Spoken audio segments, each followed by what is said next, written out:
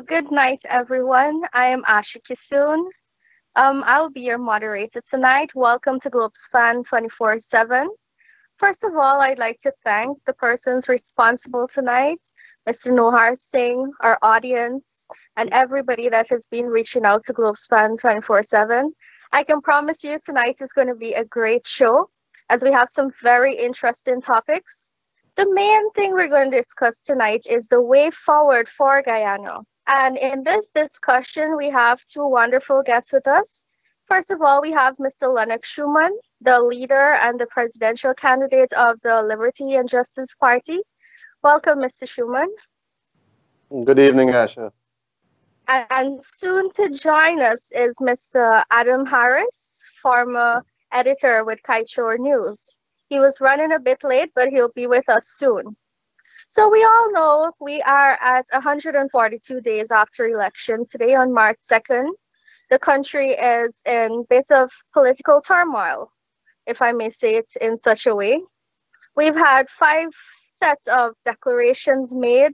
We've had 4 court cases in counting going on at the moment, and the entire world and the country at whole wants to know what's the way forward. Mr. Shuman, the first thing I'm going to ask you tonight before we get into the details is, in your opinion, what's the political climate in Guyana right now? How do you see the people and what they're feeling at the moment based on everything that's happening? Well, let me say good evening to your viewers first, and obviously thanks to Nohar and his team for accommodating me, and thanks to you for accommodating me on this show. It's always a pleasure being here. I think that there is a somber mode that has overcome the PNC camp in light of Madam Chief Justice's ruling 2 days ago. You know, the fact that, no, it wasn't 2 days ago, it was yesterday. The fact that she very succinctly dispatched their appeal, stating that it was baseless, amongst a variety of other things. And I think all along, the political operatives within the PNC had strewn their people to the point where they tried to convince them, convince. And the fact that Madam Chief Justice, and I would say it's a very comprehensive delivery that was put forth yesterday, she took the wind completely out of their sails. So there seems to be a somber mood that has overcome the PNC camp, in my view. I can't say that it has emboldened the PPP's camp or the rest of the population, because I think all along they knew what the logical steps were, what logic would have dictated, and that was the outcome from yesterday. So right now there's this calm. Everyone is still awaiting the Court of Appeals decision, and we'll obviously dissect that a bit as we go along. But for now, there seems to be a quiet or a quiet calm that has overcome the capital at this point, if I were to put it that way. I must say, I noticed the same thing happening. Everybody's quiet, everybody's observing and waiting. But I believe it's the still before the storm, the quiet before the storm. Because of the judicial system and all the processes that everybody are going through right now, they are calm and waiting. I noticed there was a very interesting article today, or a press release by the incumbents, where they said they were willing to speak to political parties. Myself from the TNM, you from the Liberty and Justice Party, and our partner, and you United Guyana, and our joiner, we do have a seat now in Parliament. We are some of these new parties that have taken a step forward. But what's your opinion on their idea of having dialogue after 142 days, given everything that has happened so far? I think it is disingenuous, if I were to put it that way, to come to this point. You know that you're at the end of the rope. There is no other direction for you to go. There's no escape from your fate at this point. You have had from December 21st, 2018 to date. So while we're looking at 146 days for elections, we're 20 months now from no confidence motion to elections, and that is something that we have to all be very cognizant about, right? That is 17 months overdue, elections. So they've had 20 months for dialogue, but never ever once reached out genuinely to any political party or anyone to have this so-called dialogue. And now when you get to the end of the rope, you're on the final strand. You've had this massive rope to hold on to bring everyone to hold on to a piece of that. And bit by bit, it got peeled away from you. And then you're down to this final strand. And you're at the tip of it, the very end of it. And then you're trying to reach your hand for someone to help you after you've shooed everyone else away. So I find it very disingenuous. And I really find it also in very poor taste. Why I say disingenuous and poor taste is they continue to lie to the Guyanese people. They continue to lie to their supporters. When I saw the press statement, and I also saw Joseph Harmon speaking about it, that there were massive irregularities. I was present, you were present, members from your party, my party, every single political party, all of the observers present did not see that evidence except the baseless allegations and accusations by the APNU-AFC agents, and not all of them, just a few of them. So to still continue to peddle that lie shows that you're not genuine about what you want to do. You still want to continue to lie to the people, continue to lie to your supporters, and expect that people are going to trust that you're interested in genuine dialogue. Not that there's anything to be talking about at this juncture, because we've been overtaken by a court challenge, and we still have to wait the outcome of that. But once again, we could get into that at some point. But I don't see that. I don't view their or them reaching out with any seriousness, or for them to be viewed as genuinely interested in dialogue or meaningful dialogue. I don't see it that way at all. I found it very interesting that the same people that are slowing up the democratic process are trying to be the solution by reaching out to parties now. It brings about the question of shared governance. It's something that is being discussed along the lines. We've all spoken about it on several occasions. But then now, are we to ask ourselves, can we really work with the persons that have been responsible for trying to rig this election? What's your opinion on that? Asha, if you have a tennis roll, right, and I take that tennis roll away from you, I take it, and then the court, the police, everyone comes by and says, you know what, Lenox, that is Asha's tennis roll. And we fight and we fight and we fight till everyone in the world recognizes that it is your tennis roll. And then now I'm going to come and ask you to share that tennis roll, right? That the only way forward for us is to share this tennis roll. Then what have I done? It means that what I'm trying to do is to bully you into giving me something that is not mine. And that is what the PNC has done through this process. They have not been genuinely interested in shared governance. They've had 2015 to 2020 to address the shared governance component. And there is no legal framework for shared governance at this point. So that discussion in itself, let's solve the democratic issue first. Let's also move to a referendum if we have to, because I know that neither the PPP nor the PNC are interested in constitutional reform. The only way, in my view, is to put that to a referendum and let the people now drive it, so that you don't have a 65-seat parliament telling people what they can and cannot do, what they should and should not do. It is now driven by the people. Let's go to a referendum. Excuse me. All right. So after that referendum, then you're going to have an opportunity to look at how you could deal with the constitutional revision and address shared governance in that context. But as it stands right now, there is no such formula. There is no legal basis for shared governance in Guyana. And bullying your way into trying to attain that it is not the most practical way. It is not the best way, considering what you have put this country through right now. There's no trust. You've eroded every single iota of trust that the people had in you. All right, I understand 100% what you're saying. At the same time, we need to acknowledge that they do have a large following. They do have supporters and people in their parties who are still with them. Ultimately, we do need constitutional Thank you. reform. Good night, Mr. Harris. Welcome to I'm Globepan 24/7. Thank you. Thank you. Hello, Okay, Adam. so we'll bring you up to speed Hi, in a Lenox. moment.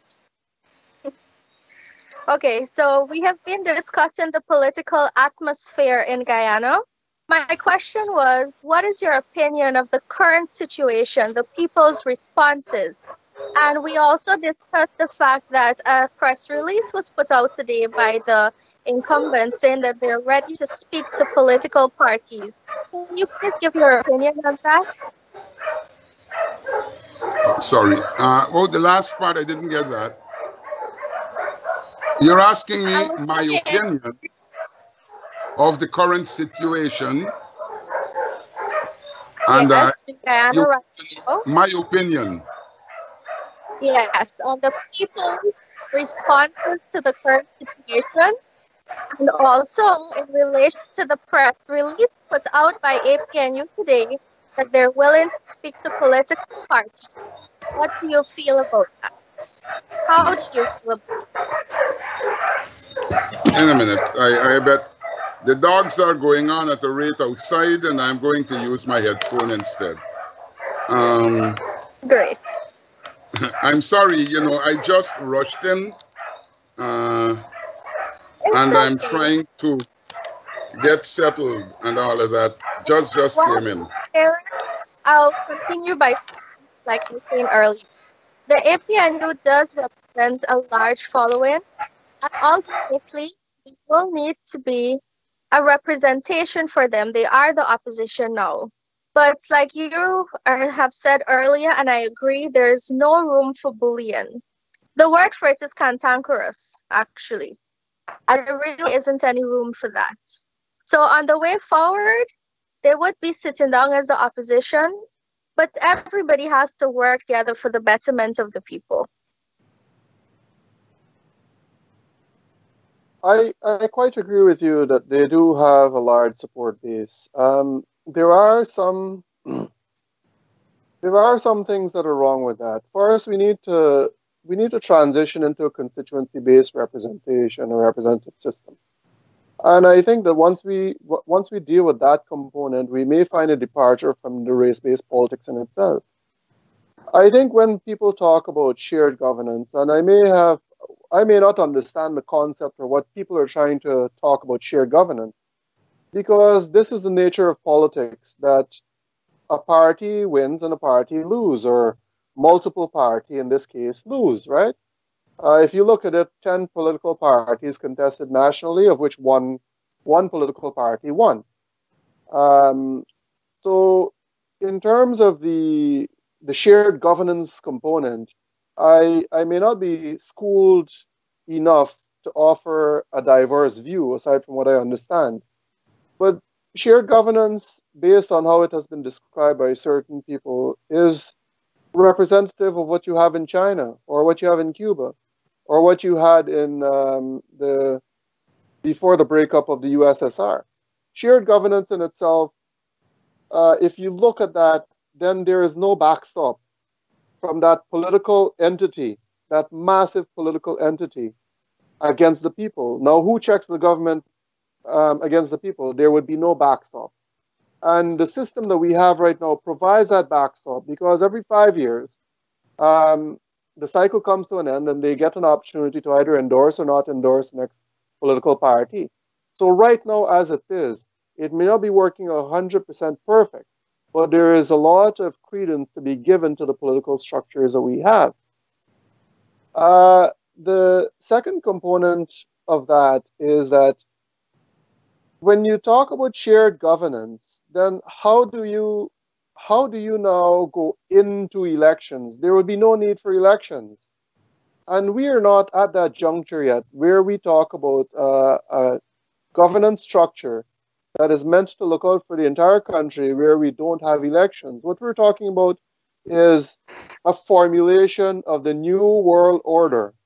But the country is not there yet, and the world is not there yet. And the new world order talks about one governance structure that caters to the entire world in a singular drive to enhance humanity, if I were to All put it that right, way. let me just Very stop there concise. because the one world order is completely different. And in order for Guyana to have a shared governance system, it would have to be directly for Guyana. We cannot take a system from another country. There would have to be meetings. There would have to be a specialized team to sit down and put it together. It would not be an overnight process, but it can be an end goal.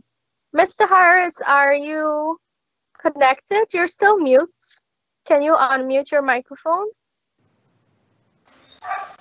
All right, that's Oh, done.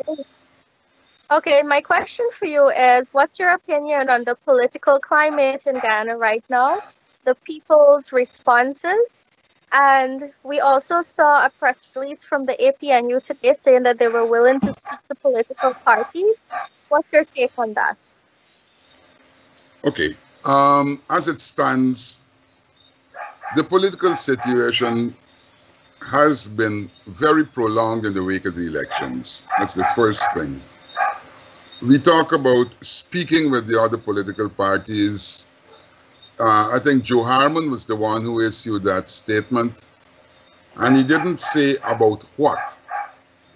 I don't know whether he wants to talk about getting the court action to an end. I don't know whether he wants to talk about shared governance, as Lenox was saying. I don't know what he wants to talk about, and I'm not going to hazard a guess at this time. What I can say is that the coalition is insisting on valid votes being used to determine the outcome of the elections. The Caribbean Court of Justice said that valid votes are those votes that were counted during the recount, counted and tabulated.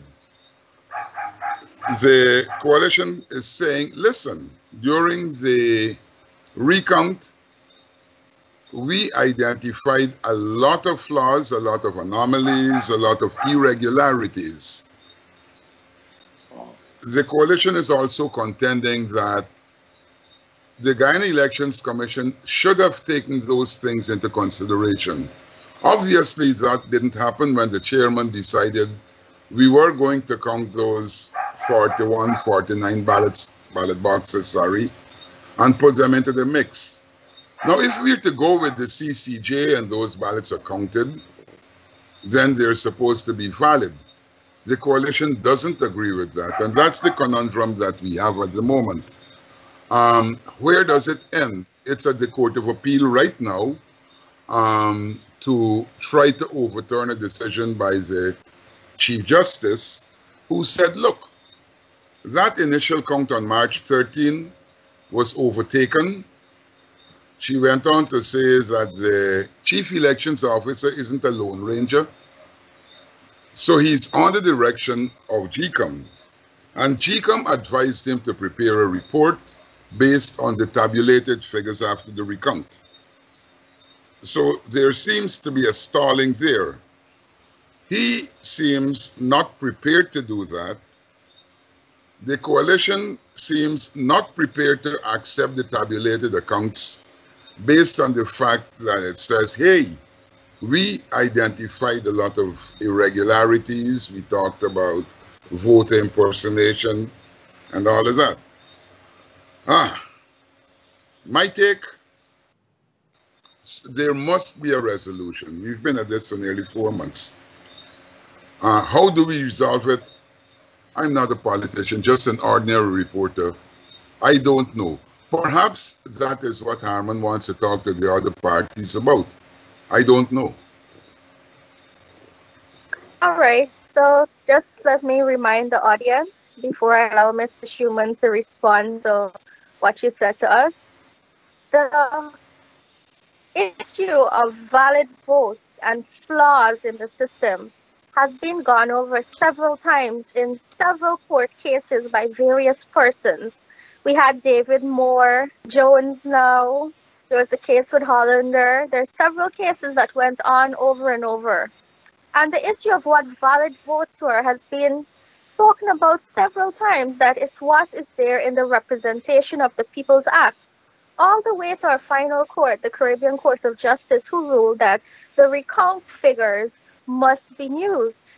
The largest irregularity that was there was when Mr. Mingo brought that spreadsheet and showed numbers that were not correlating with any political party's numbers. So, Mr. Shuman, what's your response to what's happening there? I hear what Adam is saying, and I think that that issue has been dealt with multiple times, as you have stated, by multiple courts. I find it very disturbing that these so-educated and learned people in the APNU camp continue to peddle lies when they know fully well what the Representation of People Act says. There were 10 political parties plus a variety of observers present at the recount. And all that every single political party and the observers witnessed were accusations by the APNU counting agents there. Simply allegations. There was nothing of substance.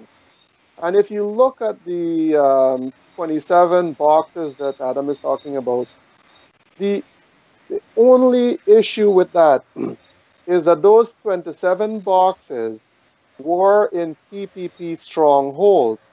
And when I actually saw a letter from one of the presiding officers talking about the communication that was received, and I even got a text from one of them as to very explicit instructions as to what documents to put in the ballot box and what to send separately. There is also the issue of the video taken at Ashman's building. Two videos actually taken at Ashman's building where you had GCOM staff taking documents out of envelopes, removing them, opening them, resealing them. All of these things bring into question the legitimacy of the information that is being peddled by the APNU-AFC camp. I remember when we were at the recount and they go through these series of numbers. They're questioning, did serial so and so vote? In some cases, they called out serial numbers that were not even present in voting district. I think one of them ended at 296, and they ended up calling up to 305, 306 and onwards. And the agents just sat there and say, you know what, no, let them go ahead and do what they do. But the serial ended at 296, and they're just calling above and beyond. And when they say, all right, well, you know what, serial number 290, 290, 292 and stuff, voted. And we asked the GCOM agent, we want to see if that is crossed off. The GCOM agent said, no, you cannot see that. That is our information. So there is no way to verify that there was actually a discrepancy in anything at that juncture. So the issue of statutory documents and all these things, those were under clear instructions given by the DCEO to these folks. And one more thing I wanted to touch on. Aside from those instructions that the DCEO gave to these agents, every single thing that they have done is simply produce an allegation that they have found sympathy with GCOM's chief operating, the chief elections officer, that they found favor and sympathy with him to include those in his report and give credence to it. That is all that they have done. Remember, Keith Lowenfield pretty much set the date for the elections. He set all the players on the field. He got the material procured. He got everything, this entire machinery together. And when it was done, then he has the audacity to turn around and say, well, hold on a sec, I was cheated out of this. Because we all know which side he batted for. All right. So I think we have spoken a lot about that particular topic. We're all No, but aware that yes, sorry, that I would just like to reply a little bit to Lenox. of course. One of the things you said, Lenox, is that they got instructions of what to put in the box, and you said from the DCEO. The DCEO denied that. Now, when these agents were trained at the training session, they were told what to put into the box. How is it that in most of the boxes this was done, and only those boxes in the PPP stronghold this wasn't done? The other thing that you said was that there were allegations. Now, you would remember, and I would remember, that when the matter was, when some of these things were sent to GCOM contacted the Immigration Department, and the Immigration Department actually verified that some of those people who were said to have voted were not in the country. That was verified. Now, if that's verified, it can't be an allegation anymore. Then the coalition produced death certificates to show that some of the people who voted were actually dead. And GCOM accepted these death certificates. Yes, a few people came up to say, hey, I was in the country. So they couldn't say I didn't vote. But none of them went to the police to clear that up. Anybody can jump up and say, hey, I was here. But unless you go to the police, the records will show that you weren't here. So we had instances of proof with the absent people voting, and we have the death certificates for people who voted. Certainly that couldn't be an allegation anymore. Adam, I disagree with you because there was actually plain allegation there that in my community, for example, an indigenous community where people they do not have the means to travel, they don't even have a passport, but yet they're listed as being out of the country. One of them is my cousin, who has been bedridden for over 3 years. And when we looked at the sheet that came back, her name was on there, but yet she does not even have the capacity nor means to travel. And I think most of those allegations would have been dealt with by your former employer. Now, I want to touch on something. The Representation of the People Act is very, very clear.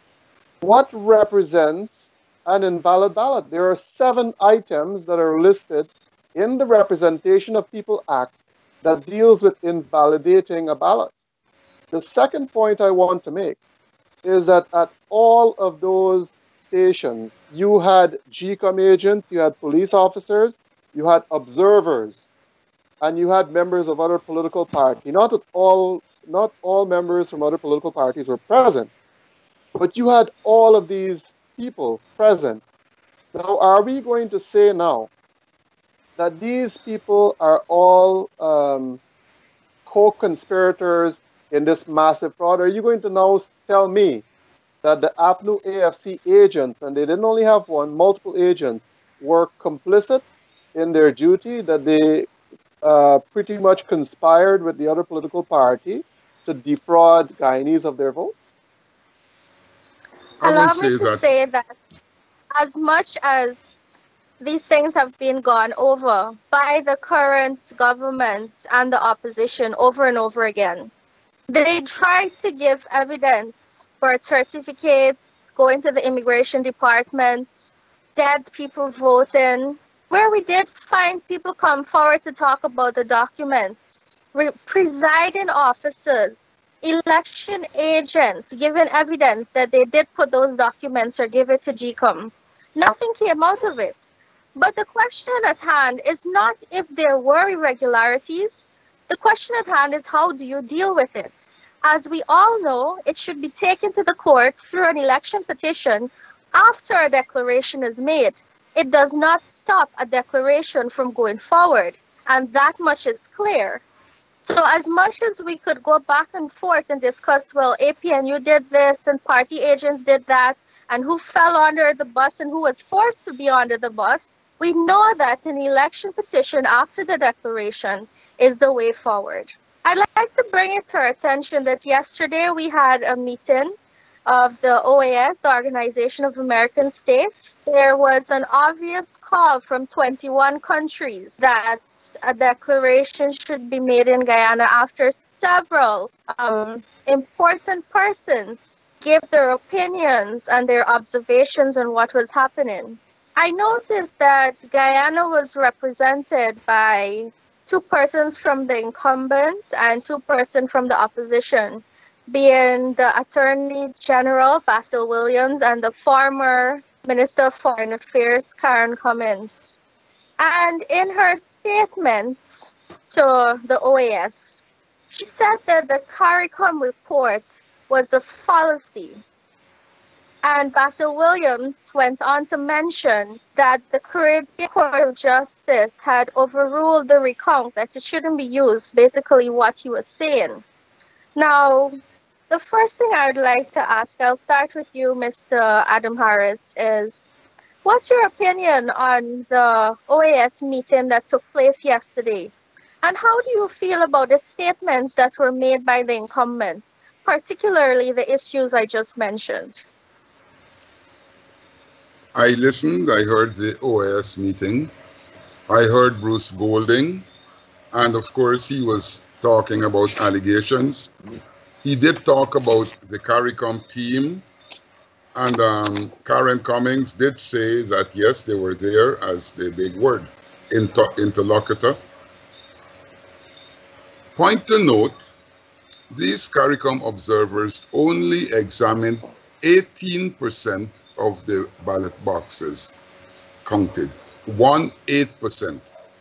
Now, if you're an accountant and you have to audit a business, you would not audit and give the business a clear bill of health on 18% of the votes. That's the first thing. So Karen was saying that you can't take the CARICOM report at face value. She also said that the people have been making these points. And I'll tell you something. When the issue of those boxes came up, it actually went to a vote in the Elections Commission whether they should be counted. And by a majority decision with the chairman casting her vote with the opposition commissioners, those boxes were counted. Now, we can say, all right, GCOM has agreed that the boxes, whether they contained valid votes or not, were counted. Then you also said that, look, 21 people are calling for the government to concede. The government is holding out that they were invalid votes.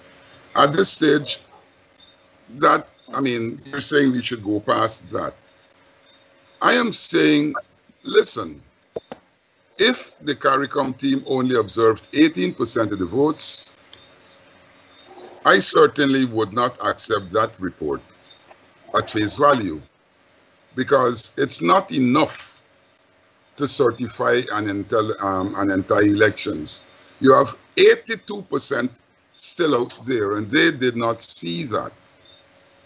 So they pronounced on an entire election in only an observation involving 18% of those boxes. And that is the position of the coalition. You can't take that to say, hey, the entire elections were thing. The very CARICOM observers admitted that they saw flaws, they saw irregularities. And they said in those 18%, those irregularities weren't enough to overturn an election. You can't arrive at that conclusion on such a small figure. You really can't. But the whole world is saying, well, that's what they said, so let's accept what they said. And that is the problem at the moment. Mr. Shuman, what's your take? I think that it is, well, first, I must say I was quite embarrassed to see, people representing Guyana with that caliber at the OAS. And I have to disagree with you. It is not 18 persons. 18%. No, 18%. So let me finish. It's not 18 persons calling for the government to accept the transition. It is 18 countries. Those persons represent states. So when they ask for the government to accept a transition or to start into a transition of administration, it is not just the persons talking. They're speaking on behalf of their nation. So we have to ensure that we don't separate those two. It is 18 countries actually saying, look, Guyana, get your act together and start a transition. I don't know if it's 18 or 21. But in terms of the percentage, we have to remember that the CARICOM also had an observer team that was present. So the report that was presented or delivered based on the recount is not a report done in isolation and only representative of what transpired at the recount process. They were here for the tabulation. They understood what happened on polling day. So the report that was generated out of the recount was coupled with that observation report that was produced before. That's also, not true. That's absolutely not true. No, couldn't have been. Adam, that is absolutely true. And the next part is, while they may have only been there for 18%, what is the accepted international sample level for any test? It is actually 13%, I think, or lower. No. So when they have 18%, that is 5% above what is internationally accepted as a good sample size. No, Lenox. There were also observers who were present that witnessed 100% of that recount process. You had the private sector commission, you have the Georgetown Chamber of Commerce, you had all political parties that contested in those regions. You had the Ethnic Relations Commission, plus you had the OAS there. So all of these things, it is not only about observing 18%. And I want to highlight this point very, very clearly, that when they talk about there were certain irregularities that were not enough to offset.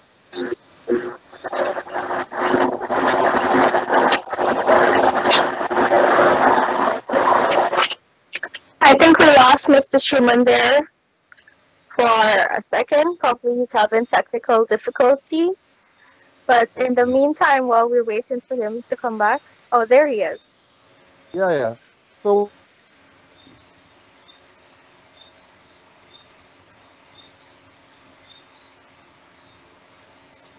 okay, let's just give him a moment. There seems to be someone wanting to get a hold of me so desperately. I'll get to them later.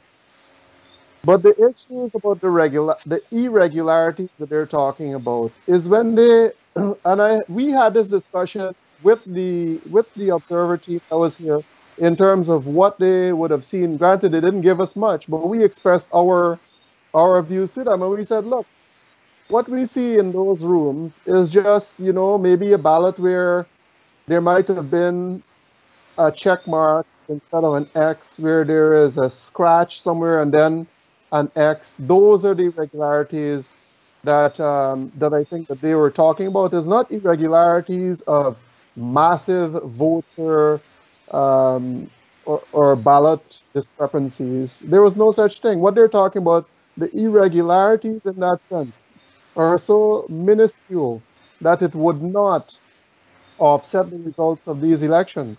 And they did not want that to be absent from the electoral process because it has to deal with electoral reform, how we go about our electoral business. Mr. Harris, before you respond, I'd like to remind you that during the recount process, we had counting agents and we had tabulation agents. And although they were only present for 18% of the counting, they were present for 100% of the tabulation every day in the tabulation room, where all discrepancies were aired, where all discussions were done about the recount for each day. And the point that Mr. Shuman made is a valid one. We no longer have the old fight between PPP and APNU. We have more political parties that have stepped up. We had more eyes on the recount. It's not just one party crying wolf. We had a lot of observers, to the extent that some were even denied entry the Carter Center et al. So on going forward, we understand that Mr. David Granger himself said that the CARICOM voice was the one voice of reason in all of this throughout the recount. And I personally believe it's a slap in their face for a former minister to call their report a fallacy. I don't agree. I don't agree. Those of us who were following the thing, we looked, and you know, Lenox, you talked about all these other observers, and you talked about the CARICOM report encompassing what the other CARICOM observers saw. That's not true. It was a detailed report. It spoke of the number of boxes they looked at. And they said, we saw this. And then they extrapolated to say, look, this is what we saw, but we are going to talk about the entire elections.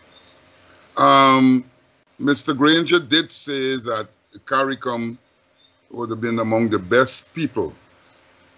Now you have 3 CARICOM representatives to count 2,339 boxes, am I right? Or to not to scrutinize the 2,000 boxes.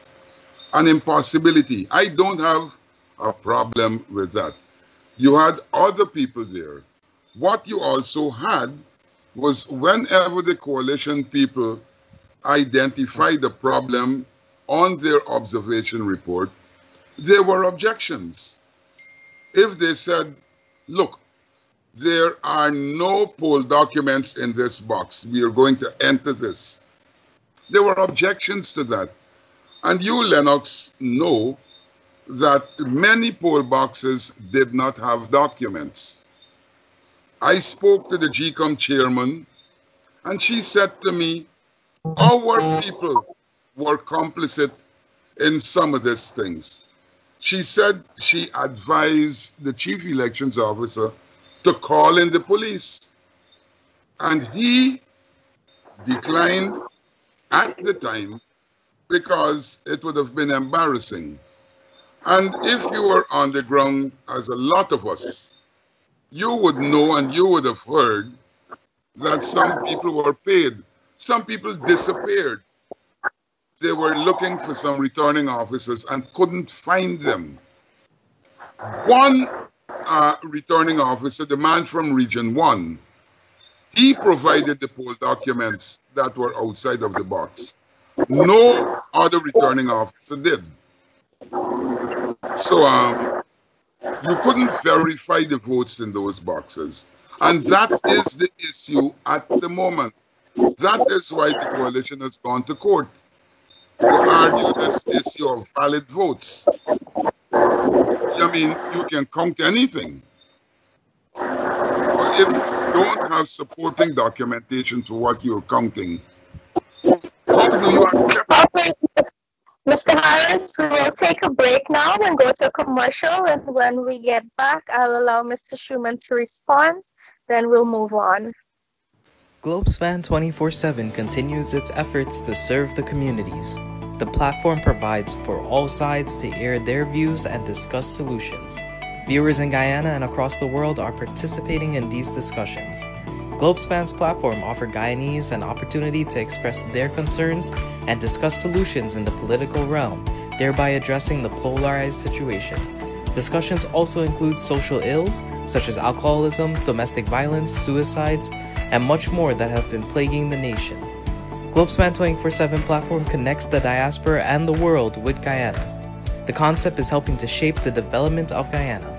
So Globepan 24/7 needs your support to continue to serve the communities. Go to globepan247.com and pledge your support with from as little as $5, $10, $15, or $20 or any amount each month. Your support will help and go a long way to develop Globepan 24/7 as an independent platform that brings in all sides for the communities. By including all sides, we can bring long-lasting changes for all Guyanese. Log on to Globepan 24/7 today and pledge your support. Take the family or maybe go with friends on a train getaway to Boston and Cape Cod. Explore Boston City with a multi-day hop-on hop-off bus tour where you can immerse yourself in its rich history and New England charm.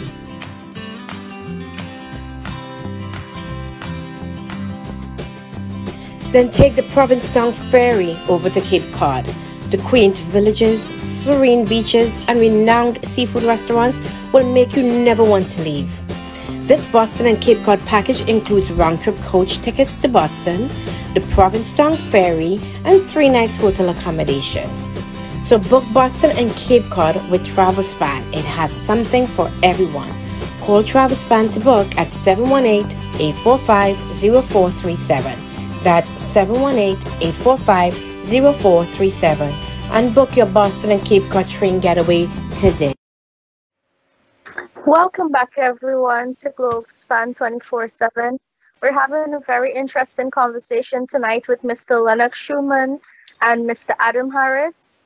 Just before we went on a break, Mr. Harris was explaining to us the importance of valid votes and why we're currently in this position in Guyana.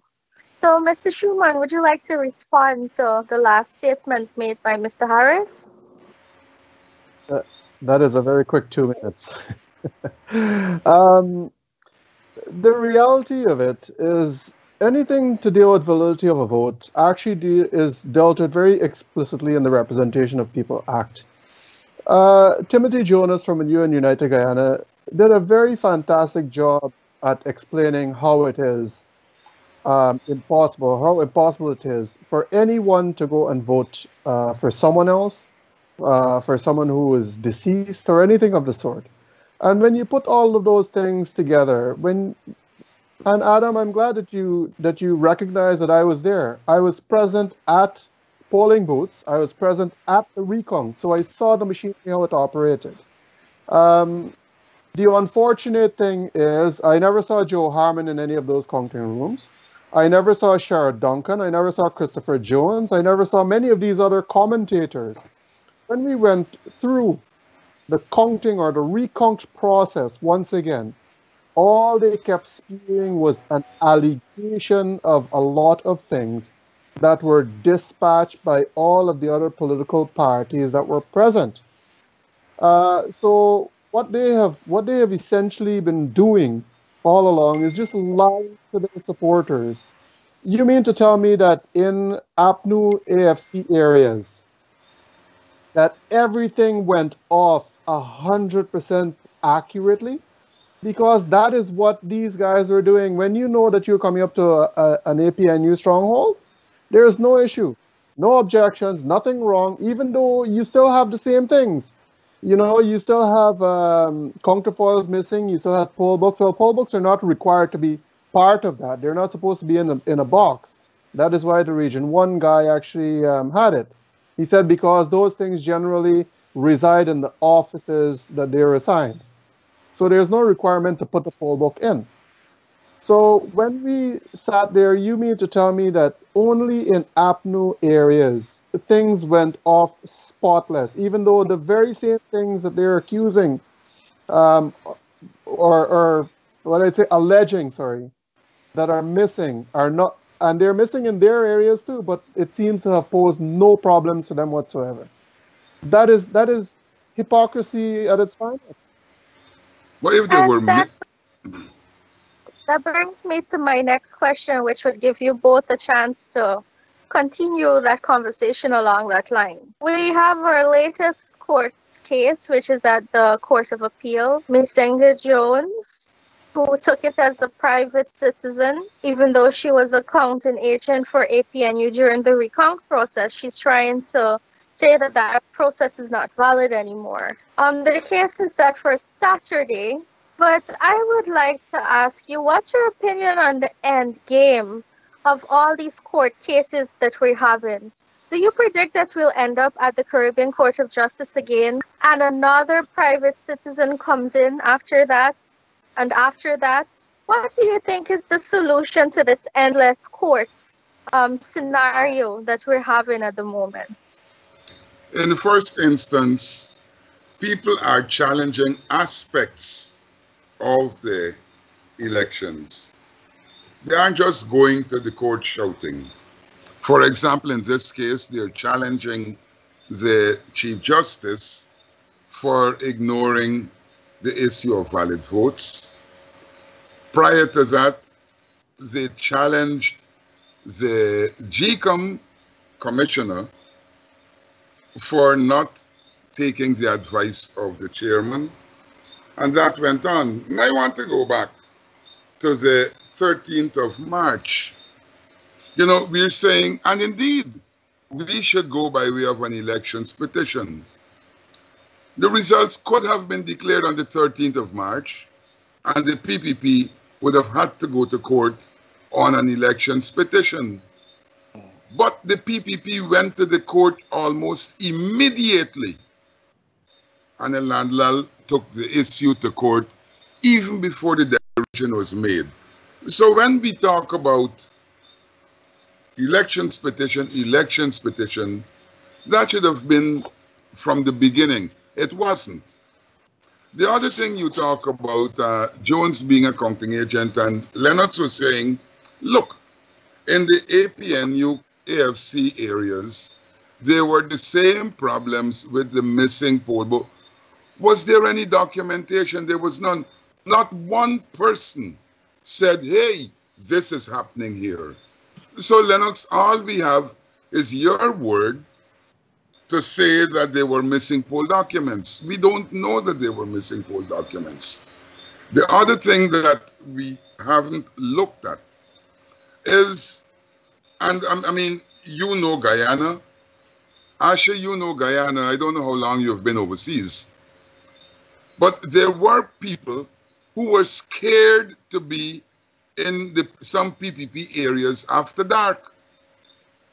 So people actually abandoned their posts, and that was made clear. And if you don't have any polling agent in the place, what do you think happened? So you had, in some cases, more votes cast than you had voters. I mean, there were a lot of irregularities, and these were noted, duly noted. GCOM actually said, listen, all right, make your notes, put them in the observation report, and we will look at them. GCOM didn't really look at those observation reports. Hence, the vote on those ballot boxes that were questionable. Hence, the issue of, listen, we are not going to deal with that now. We can deal with it later, but the 33 days ran out, and it never dealt with those issues. So there are a lot of things. There were a lot of things wrong. And okay. a lot. No, finish up. Sorry, I thought you were finished. No, it's all right. No, I can stop there. There were a lot of things wrong, and they weren't addressed by the commission. Adam, okay, so please allow Mr. Shuman to respond. I found something very interesting in what you said just now, that on the 13th of March, those numbers could have been used in a declaration made and PPP go to court in an election petition.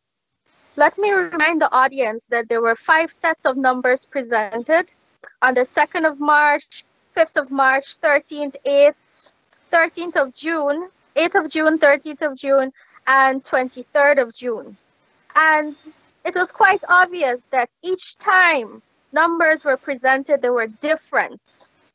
I believe that APNU was in a unique position to come forward and show their SOPs and prove that the PPP and the other parties were wrong in their numbers. And I'm still waiting for that to happen, to be honest.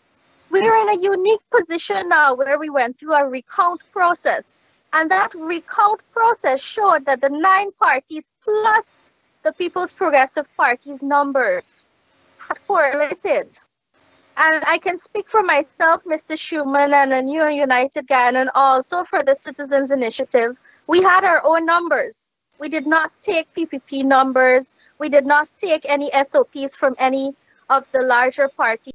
And because of the specificity of what we went through in that recount process, and we know which party is in the lead and which party has won, the reason we're here is because Mr. Mingo made a declaration of Region 4 on numbers that did not match anybody at all. And that would have been fraudulent to make a declaration and a win for the APNU and ask the PPP to then take it in an election petition. Mr. Shuman, please give your response. Well, I want to touch on something that Adam brought up earlier. You know, when Madam Chair, as he's stating anyway, that Madam Chair said that some of their officers were complicit in this process. The reason why Keith Lowenfield did not call in the police is because it would have uncovered Claremont Mingo's fraud. That is, in my view, that is the only deterrent that existed for him to not be able to call in the police. Now, I want to touch on this issue of votes, ballots, all of these things. And Asha, I'm glad that you brought up the point of the SOPs. In order to populate a statement of poll, all of the requisite documents, whether it's oath of identity, counterfoil, spoiled ballots, valid ballots, all of these things have to be present before not only the elections agent, the presiding officer, but the political parties endorse those SOPs, the statement of polls. So all of those requisite documents have to be present there. If for some odd reason that the APNU-AFC felt that there was some discrepancy between the statement of recount or what they see transpire in that process, it is very simple. If there are 27 boxes that have questions, just provide GCOM's 27 SOPs for those respective areas, and if they are populated in a manner that matches the SORs, then by virtue of that, it means that all of the statutory documents were present, and then you could verify the numbers. But the PNC, the APNU never ventured out to produce their SOPs to say, look, these are the issues and we have our numbers to prove it, and these are the numbers to show it to the public. They never did that. And the reason they would never do that, it is because the recount in itself unveiled the mask that they were trying to put on these elections. The next point I want to make is that when Mr. Mingo in himself went through that process, I was present at that recount. And it was very clear that he was not complying with the Representation of People Act. And the reason, and I cannot speak for the PPP, but I could speak based on the conversation that we've had with Anil and the legal team. When they went there and Madam Chief Justice says, Claremont Mingo, you have to comply with the law. And when he went back to Ashman's building, he went down the same path as he did before, without using the SOPs to compile those numbers. So basically, the numbers that he had compiled were already flawed. There was already a contempt of court issue with him. And then he went to the GCOM office and continued with the same fraudulent numbers and continued to tabulate with those fraudulent numbers as a base. So basically, he did not only broke the law, he also violated the contempt, the stay and everything that was there. So if you're seeing someone do something wrong, Adam, if you're seeing someone do something blatantly wrong, do you not have a responsibility to stop them in their tracks and say, you, sir, are not complying with the law, and you need to cease and desist forthwith? And that is what we attempted to do. And Madam Chair did that when she said, look, we are going to undertake to do a recount. And that is how we got to the Artichung Convention Center. No, she didn't undertake to do a recount. The recount was based on an agreement between Granger and Jagdeo. But I want to say something. The Chief Justice said to Mingo, the Elections Commission has the correct statement of poll. That was what she said to him. And then she directed him to go, put it up, and tabulate using a video screen so people could see what he was putting up. That was it. I don't know about this contempt of court business. The other thing you talked about was the chairperson saying, let's have the recount. And you, Asha, were saying they never produced the statements of poll. Those statements of poll would have been produced. However, the recount superseded the need to present the statements of poll. So it became statements of recount as opposed to statement of poll. There was no declaration on the 2nd of March. The first set of figures started coming in the next day, the 3rd of March. Mingo's declaration was made on the 6th of March. And that's when there was the invasion of the GCOM Center. And all of this nonsense. And Granger decided to go to Jagdeo. And that's why, who was it? Was it Yulita Moore? Went to court to challenge Granger's decision to seek a recount. And that matter was halted because the PPP moved to the High Court. Who was the judge doing? Who was the magistrate doing the case? I don't remember his name right now. I don't have my notes. But that was being done. Had Granger not intervened, there would have been a declaration and there would have been a swearing in, and we would have had to go to court by way of an elections petition. But that's all past, that's history, it never happened. We went to the recount. And in the recount, we had these anomalies. Miss Lam, for example, said that she didn't have people. She got some statements of poll on her own, and she got some from the PPP. And she went public with the fact that some of the statements of poll she got from the PPP did not mesh with some that she had. And you, Lenox, were aware. I want to correct you before you go on. I have spoken to Ms. Lam several times. She did not accept any statements of polls from the PPP. What she did say is that in her assessment and analysis, since they were made public, she compared some of the numbers, and the differences she saw were very minimal. Please continue. Yeah, look, we're not going to break a lance over this, but the fact is she saw differences. The PPP itself adjusted some of the statements of polls that it posted. I mean, look, there was a lot wrong. They were dodging and hemming.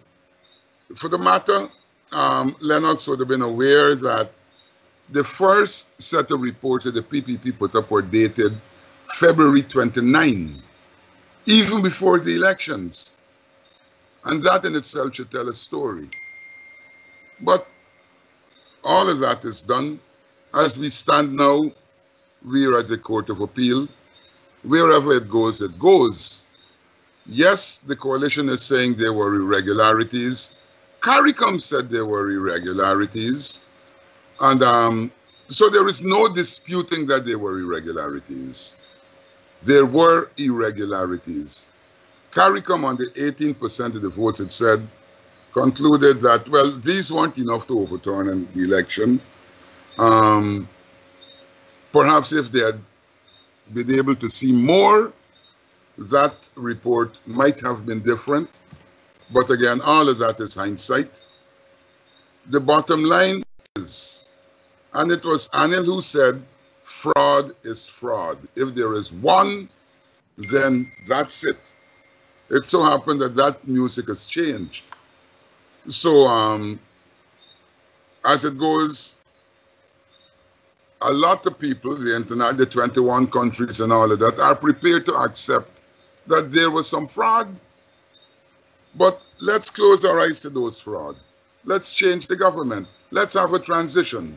So, what's there to talk about? There is fraud, there was fraud, and if there was fraud, there was fraud.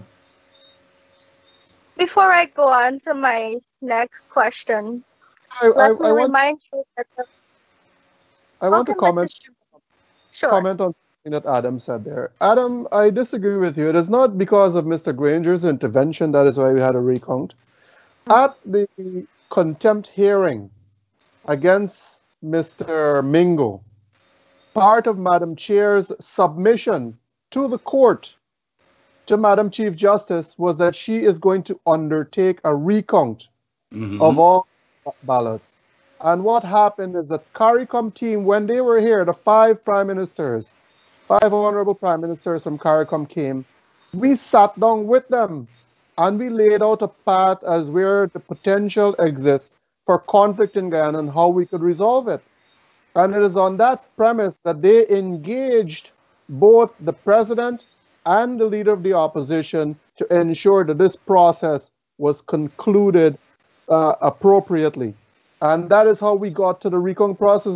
It is not just Mr. Granger. If you look at it, I would say Mr. Granger and his team have taken an active role in obstructing every single component of a declaration that says that they have not won. Now, if you want to talk about the fraudulent components of things, there seems to be one large fraud that always escapes the APNU-AFC camp. And that is the fraud that was perpetrated by Claremont Mingo. No one wants to talk about that. No one wants to talk about the fraud that Keith Lowenfield attempted to do to disenfranchise 275,000 people, and then later 115,000 people. That is the magnitude. Mr. Harris, before you respond, Mr. Harris, let me remind you that the CARICOM report did say there were irregularities, but there was no evidence to support that there was fraud. A conclusion of the report was that the will of the people was unquestionable. According to their report, even though there were irregularities, the incumbent was unable to give solid evidence of the discrepancies. And on the way forward, they do advise that they take it to the court in election petition when they have that evidence. I myself have been asking for that evidence to be produced.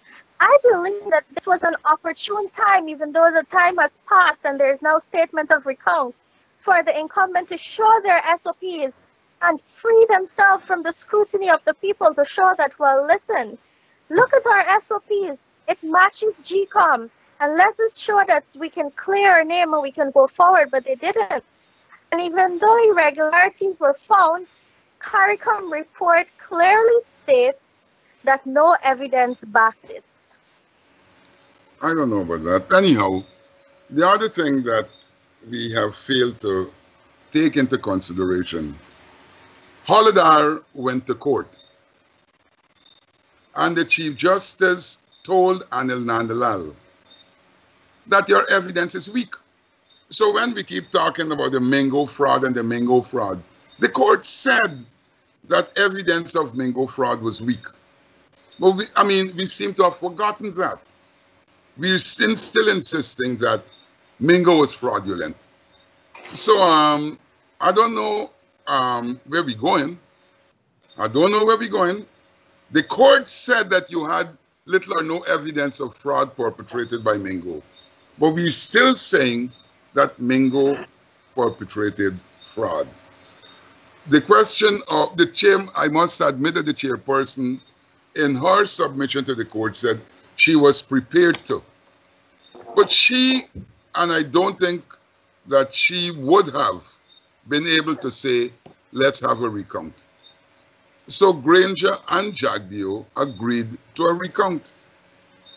And when, Granger was asked, and funny, to show that he was serious about a free, fair, and transparent election, he refused to be sworn in. He could have been, but he declined to be sworn in. What does that say about the man?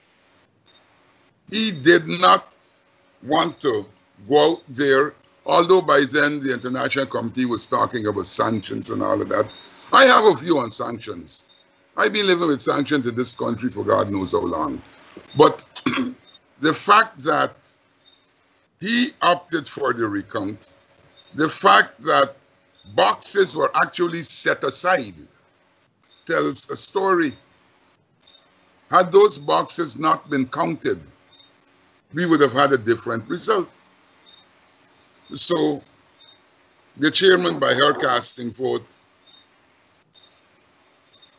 tipped the scale in the other way. So that brings us to the second part of my question. What is GCOM's role on the end game? Where does it stop? There's a continuous court game being played. Claudette Singh is in a unique position right now. She's the only person that can put this to a stop, in my opinion. But what do you think about that? Can we start with you, Mr. Shuman? Yes, and I think you had asked this question before, and I think our discussion has overtaken us a bit while I'm enjoying it. The matter is that Guyana's apex court has already ruled on the process. They have already ruled on the results to be, or the numbers to be used for the declaration. Guyana's apex court has already dealt with that issue. So we're at the juncture now where we cannot walk over the law. We have to respect the law. We've had that very explicit ruling from the CCJ. Then it went back to the High Court with this latest one with Messina Jones. And Madam Chief Justice, in her delivery, in her ruling, said that these matters are all res judicata. She assumed jurisdiction and said it's res judicata. And it is that way because there needs to be a finality to these frivolous charges. I mean, what Yulita Moore did when the Canadian High Commissioner said these are frivolous things, just supervise compared to scrutinize. We all understand the reality of words. One single word in that sense. We understand the context under which CARICOM was coming here, but yet Yulita Moore chose to take that matter to court. And it was dealt with. Then they went from more votes. Specifically Claudette Singh. We saw her ask Mr. Lowenfield to give a declaration based on the recount several times. But what do you believe is the next step on her behalf to put a finality to the process? All right, so let me finish with this train of thought here, right? So you go from Yulita Moore challenging, then you go to votes, from votes to valid votes, then you go into this one now where you're challenging something where the CEO refused to comply with the directions of the commission. His superiors have said, go out and get this done and bring it back to me, and he outright refused. What is tiring to this nation is to continuously sit there and watch Madam Chair pander to the will of the APNU. She has to realize that the APNU at this juncture did not win the majority of votes. They do not enjoy the will of the people. And the will of the people is saying, we want a declaration and we want to know. But yet she continues to pander to what I would now view as the opposition APNU-AFC. She now goes about and pander to them so that if they even utter a word of legal challenge, then she completely stops the boat. But she would not listen to anyone else, which is very unfortunate. She has the power to do it. She has the authority to do it. There is no stay of execution that is holding her hand. So I really don't know if she's under duress. That is why she's not wanting to go that route. I really don't know if that is the case. Well, Lenox, that can't be a fair statement. She has been doing that every time somebody goes to court. When the contempt motion went to court, although there was no stay, she halted. And if you pay attention to what happens, a general statement is that every time a matter is filed in the court, GCOM holds its hands. It's not for the only for APNU-AFC. So it's unfair to say that she's pandering to the APNU-AFC. If she was pandering, she would not have admitted those boxes. If she was pandering, she would have accepted Lowenfield's reports. She's not pandering to them. So that's an unfair statement. And but again, it's neither here nor there. You want to know where it will end. I think it will end now.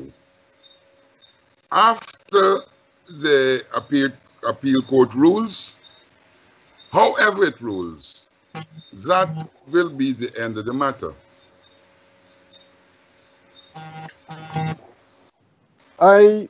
Adam, and I have to disagree with you. I hope for the country's sake that you are correct. But I remember yesterday, Basil Williams asked for the matter, at least asked for an opportunity to file an appeals, and he said, "Look, we want to get to the CCJ for finality." So I have little confidence that the appeals court will be the final step in this process.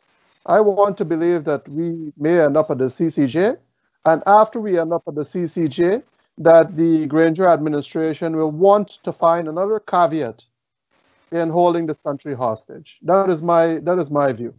Well, I am not a fortune teller. But I do believe that the matter will end now. Yes, Basil talked about a counter, what I don't even remember the term he used. And he has to submit his thing by midnight tomorrow night. Am I right? I think so, yes. But indeed, this has been going on for too long. And even if there is a declaration, that will not be the end of this matter. Yes, there will be an elections petition. And I remembered in 1997, Claudette Singh was the judge. And she paid a big price for her decision. She never made it to Chief Justice. As a matter of fact, she was shunted aside. So we're going to see the same thing. I don't know who the judge is going to be to hear the elections petition this time. And, you know, as has been noted in the entire Caribbean, elections petitions can take years. The PPP filed one in 2015. It hasn't been heard. Trinidad has one, oh God, for God knows how long. There is another one in St. Vincent, not coming up. So I'm not sure. And given how political we are, even if the coalition files an election petition, not sure it's going to be heard. Not sure it's going to be heard. Okay, but, guys, we need to go on a short commercial break right now, and we'll continue after. Having trouble finding a location to grow your business? We have the perfect space available for retails, offices, and apartments. We are located at 3A North Road between Wellington and Cam Street. Contact us today on 624-0692. That's 624-0692 for more information.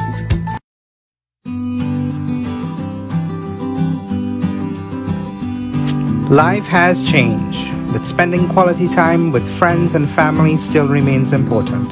So this summer you can still plan a vacation safely with an RV rental. Enjoy the comforts of home away from home. Call Travel Span 718-845-0437. That's 718-845-0437. All RVs are self-contained and comes with all the amenities of a home on wheels. All so that your friends and family can be safe and comfortable. So don't wait. Call us now, 718-845-0437, and book your friends and family vacation with an RV today and explore as many states as you wish. And remember, travel plans, travel span. Call us at 718-845-0437.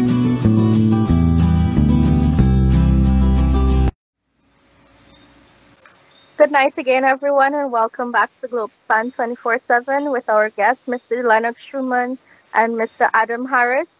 When we went on the break, we were speaking about Claudette Singh's unique position in GCOM right now and bringing a closure to the electoral process that has been prolonged in Guyana.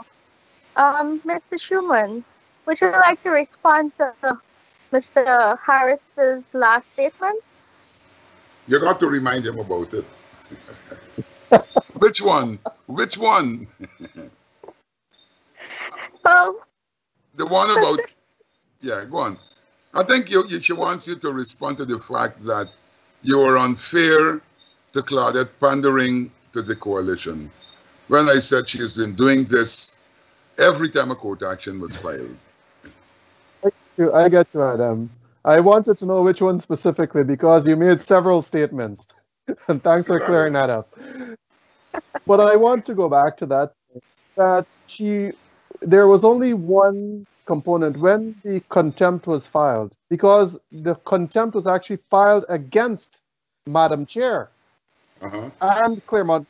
It was actually filed against the commission, the chairman, the CEO, and the returning officer.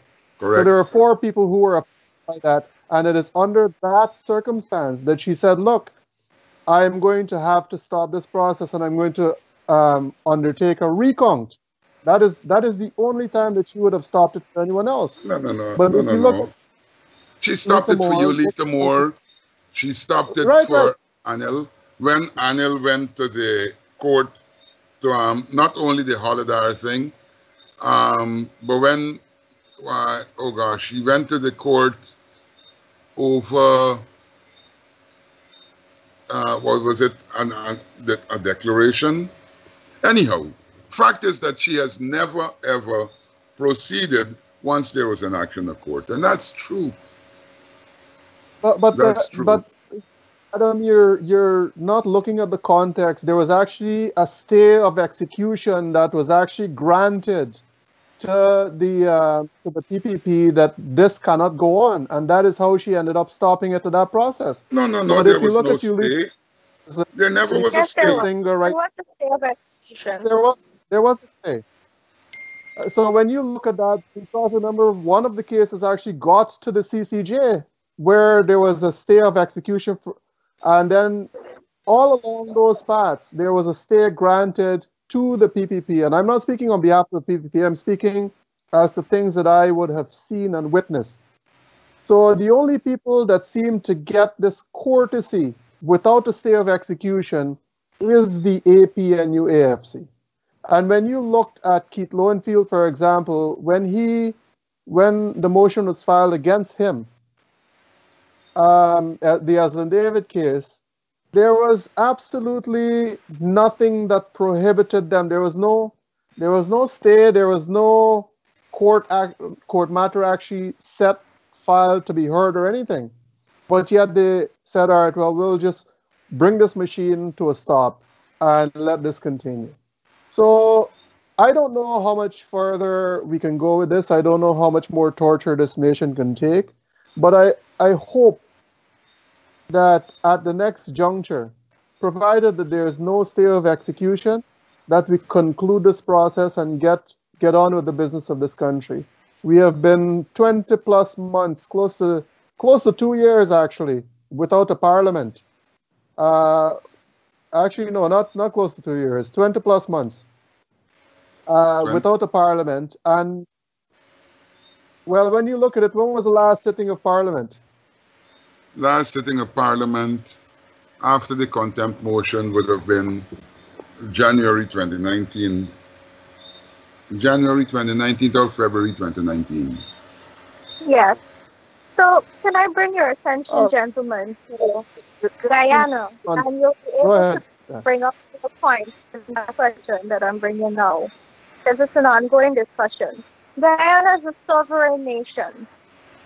Looking at Guyana on an international aspect, the need for investors, the growth, the oil finds that we have going forward. What is the international impact on Guyana, in your opinion, based on all the political turmoil that we're going through right now?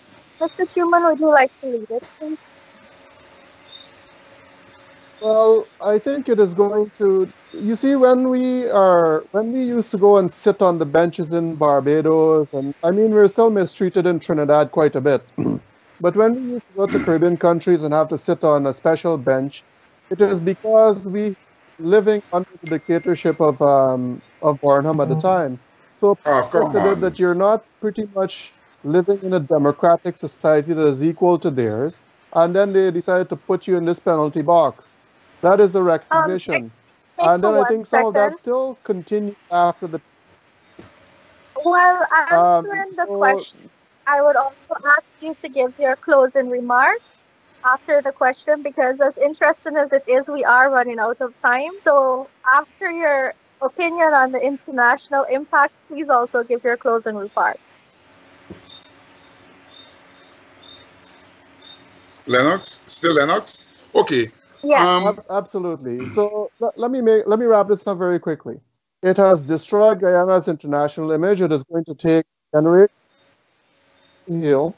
And what the APNU has done is saddled their young leaders with a very tainted image that they will need a massive buffing machine, amongst other things, reformulation. They've saddled these young leaders with such a heavy burden that it is going to be difficult for them to win a political majority in Guyana again. And that is very unfortunate. The old leaders have destroyed the future of those young and vibrant leaders. And it is very unfortunate. I want to say that internationally, any big country can pressure a small one. Lenox said people are sitting on the bench in Barnum time. That's not true. The bench came about when Jacques Dior was the president. And we were labeled a narco state.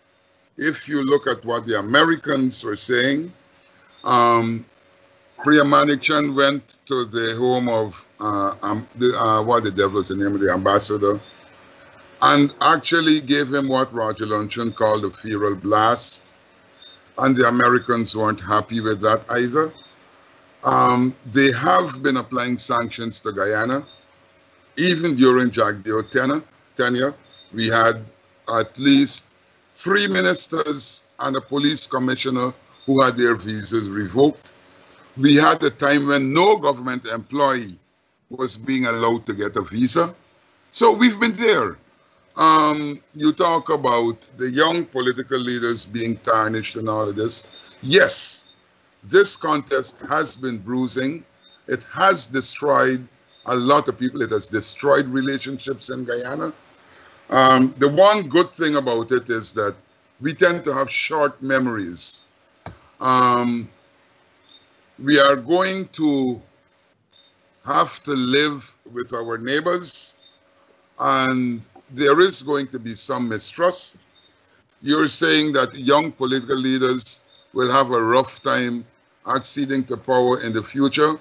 I don't believe you, because governments always makes missteps, and people will notice. If the PPP gets back into power now, 5 years wasn't that long ago, and something happens, people are going to say, hey, you know, the same thing they come back doing, and that will stick. I want to say that it was interesting. Yes, we had some misrepresentations in this discussion, but at least we got some points across. And I thank you for inviting me. All right, thank you very much. In closing, allow me to say that I agree with Mr. Shuman that the young people coming forward would have a hard time because the battle, as being pointed out by the APNU supporters, is not just against the USA, but you have the European Union who made a call today. You have the OAS nations. You have the CARICOM nations. This is a vast majority of countries who have also been embarrassed by some of the comments and the public statements made by supporters. So the young people going forward would have to clean up everything that has happened. Gentlemen, we have come to the end of this segment. I thank you very much for being here with us tonight on Globespan. I thank the audience for staying with us. Let me remind them that Globespan is still here because of the support of the audience. If they would like to donate to the program to keep it going, all the details are on the website, on the webpage, on Facebook also. They can do so. I'm sorry that the program has come to an end so fast. The discussion was very fruitful and we got across many points tonight. Looking forward to working with you both in the future. So thank you very much for listening tonight.